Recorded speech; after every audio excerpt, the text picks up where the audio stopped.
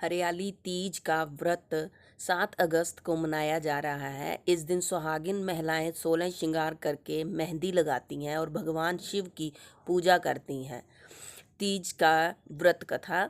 एक बार भगवान शिव ने मां पार्वती को उनके पिछले जन्म की याद दिलाते हुए बताया कि किस तरह पार्वती ने शिव को पति रूप में पाने के लिए कठोर तप किया था और उन्होंने अन्न जल त्याग दिया था और दारुण तपस्या में करती रही। इसी प्रसंग को सुनाते हुए भगवान शिव ने कहा कि मां पार्वती ने राजा पर्वतराज हिमालय के घर में जन्म लिया था। वो भगवान शिव को पति रूप में पाना चाहती थी। एक बार नारद जी पार्वती के पिता के घर पधारे। उन्होंने पार्वती के पिता से कहा कि मुझे यहाँ भगवान विष्णु ने भेजा है। भगवान विष्णु आपकी तेजस्वी रूपवती कन्या पार्वती से विवाह करना चाहते हैं। राजा हिमालय प्रस्ताव सुनकर बहुत प्रसन्न हो गए। उन्होंने प्रस्ताव स्वीकार कर लिया और ये खबर अपनी बेटी पार्वती को भी सुनाई।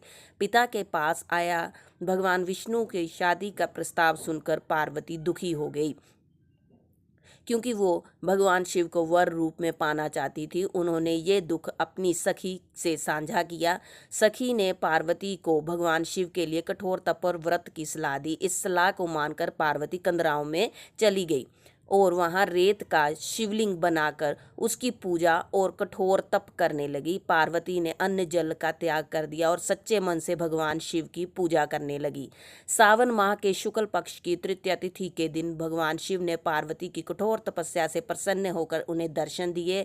दर्शन देने के बाद भगवान शिव ने पार्वती की मनोकामना पूरी करते हुए उन्हें पत्नी रूप में स्वीकार किया। इसके बाद पार्वती ने पिता हिमालय राज से कहा कि मैं आपके साथ महल में तभी चलूंगी जब आप शिव को मेरे पति रूप में स्वीकार करेंगे। इसके बाद दोनों का विवाह हुआ।